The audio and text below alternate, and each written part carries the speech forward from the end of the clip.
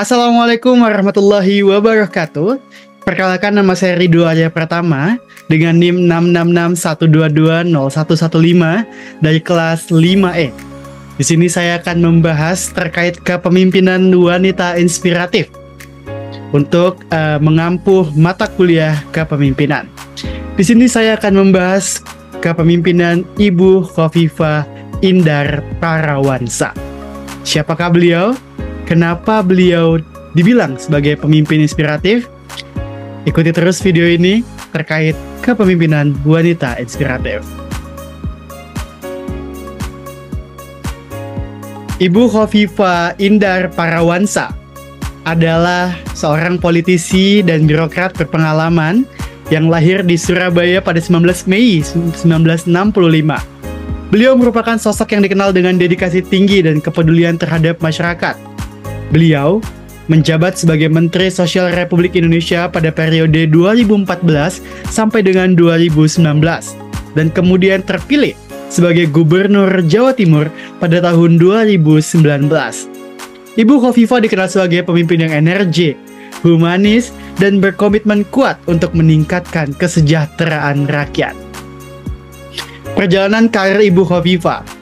Awal karir, Ibu Khofifah memulai karir di dunia politik sebagai anggota DPR RI pada tahun 1999. Beliau juga pernah menjabat sebagai Ketua Umum Muslimat Nahdlatul Ulama dan Ketua Umum Pemimpin Pusat Gerakan Pemuda Ansor. Beliau juga pernah menjabat sebagai Menteri Sosial, di mana pada tahun 2014, Ibu Khofifah ditunjuk sebagai Menteri Sosial oleh Presiden Joko Widodo. Di kementerian ini beliau berfokus pada program pemberdayaan masyarakat dan penanganan kemiskinan. Lalu beliau pernah menjabat sebagai Gubernur Jawa Timur pada tahun 2019. Beliau terpilih sebagai Gubernur Jawa Timur setelah memenangkan pemilihan gubernur. Beliau terus berupaya untuk meningkatkan kesejahteraan rakyat dan memajukan Provinsi Jawa Timur. Kepemimpinan Ibu Khofifah sebagai Gubernur Jawa Timur tentunya diiringi dengan berbagai macam kegiatan, berbagai macam bentuk pencapaian.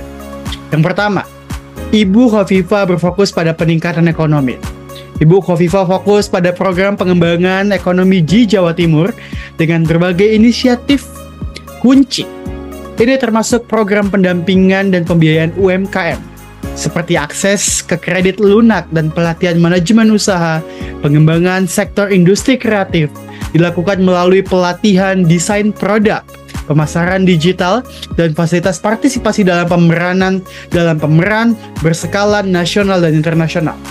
Untuk peningkatan daya tarik wisata, beliau berinvestasi dalam pembangunan infrastruktur, seperti jalan dan aksesibilitas serta kampanye promosi pariwisata yang agresif. Pemanfaatan media sosial dan kerjasama dengan influencer seperti contoh program Jatim Berdaya telah memberikan pelatihan dan modal kepada lebih dari 10.000 UMKM, menghasilkan peningkatan pendapatan rata-rata sebesar 25%. Program ini juga mencakup pendampingan bisnis yang berkelanjutan. Lalu kedua, Ibu Khofifah berupaya untuk meningkatkan kualitas pendidikan di Jawa Timur, mencakup program beasiswa bagi siswa berprestasi dari keluarga yang kurang mampu. Tidak hanya di tingkat SMA atau SMK, tetapi juga pada tingkat perguruan tinggi. Peningkatan kualitas guru dilakukan melalui pelatihan metodologi, pengajaran modern, penggunaan teknologi dalam pembelajaran, dan program sertifikasi guru, pembangunan infrastruktur sekolah meliputi renovasi gedung sekolah yang rusak, pembangunan laboratorium sains yang modern, dan penyediaan akses internet berkecepatan tinggi di semua sekolah. Program Jatim Cerdas telah memberikan beasiswa lebih dari 5.000 siswa yang telah melatih lebih dari 10.000 guru. Hasilnya terlihat dalam peningkatan angka partisipasi pendidikan dan nilai ujian nasional. Lalu yang ketiga, Ibu Khofifah berfokus pada kesehatan masyarakat. Komitmen terhadap peningkatan layanan kesehatan masyarakat direalisasikan melalui pembangunan rumah sakit dan puskesmas yang baru di daerah terpencil. Fokus pada daerah yang kekurangan akses layanan kesehatan, program ini juga disertai dengan penyediaan layanan kesehatan gratis bagi warga miskin termasuk pengobatan, perawatan, dan obat-obatan. Program kesehatan preventif yang digalakan mencakup imunisasi massal untuk anak-anak dan dewasa, kampanye hidup sehat, dan olahraga teratur, serta deteksi dini penyakit melalui pemeriksaan kesehatan gratis. Beliau juga memperkenalkan program jaminan kesehatan masyarakat yang komprehensif, menjangkau lebih banyak penduduk Jawa Timur dan mengurangi beban biaya kesehatan bagi masyarakat yang kurang mampu. Lalu yang terakhir, pemberdayaan perempuan. Berbicara terkait kepemimpinan perempuan, woman empowerment atau pemberdayaan perempuan tentunya menjadi satu hal linear yang mengikuti di belakang perjalanan kepemimpinan perempuan. Salah satunya adalah Ibu Khofifah. Pemberdayaan perempuan di Jawa Timur diwujudkan melalui program pelatihan keterampilan vokasi yang beragam, seperti menjahit, tata boga, dan kerajinan tangan. Akses pemodalan untuk usaha mikro difasilitasi melalui program kredit mikro dengan bunga yang sangat rendah dan persyaratan yang mudah dipenuhi. Kampanye kesetaraan gender dilakukan melalui program edukasi di sekolah dan masyarakat. Program khusus untuk mendukung wirausaha perempuan mencakup mentoring, pelatihan pemasaran, dan akses ke jaringan pemasaran. Terkait perlindungan terhadap akses perempuan, dibangun pusat layanan bantuan hukum dan konseling untuk korban kekerasan secara keseluruhan. Upaya ini bertujuan untuk meningkatkan kemandirian ekonomi dan sosial perempuan di Jawa Timur. Selanjutnya, prestasi dan pencapaian Ibu Khofifah. Yang pertama adalah penghargaan Anugerah Kebudayaan Jawa Timur. Ibu Khofifah menerima penghargaan bergengsi Anugerah Kebudayaan Jawa Timur atas komitmennya dalam melestarikan seni dan budaya daerah. Lalu yang kedua adalah program sukses UMKM. Program pemberdayaan UMKM di bawah kepemimpinan Ibu Khofifah berhasil meningkatkan pendapatan dan menciptakan lapangan kerja bagi ribuan warga Jawa Timur. Salah satu contohnya adalah program pelatihan kewirausahaan yang diikuti lebih dari 10.000 UMKM. Lalu yang ketiga adalah tingkat kepuasan publik meningkat. Berkat program-program rakyat dan kepemimpinan yang responsif, Ibu Khofifah berhasil meningkatkan tingkat kepuasan publik terhadap kinerja pemerintahan Provinsi Jawa Timur, sebagaimana tercermin dalam survei independen.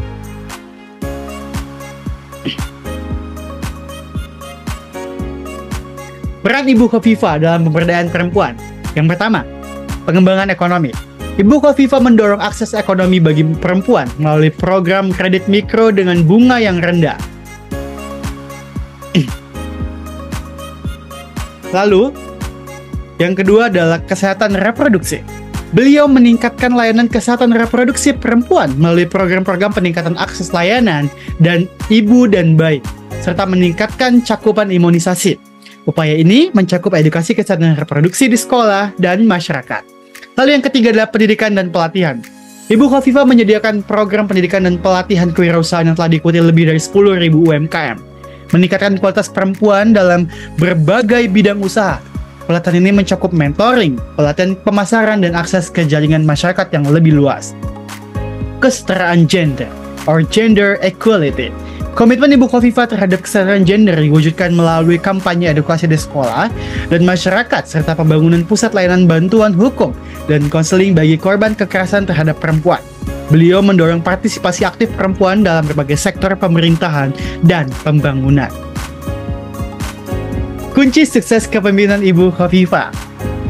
Tentunya, dalam kesuksesan kepemimpinan wanita, terdapat kunci sukses di belakangnya.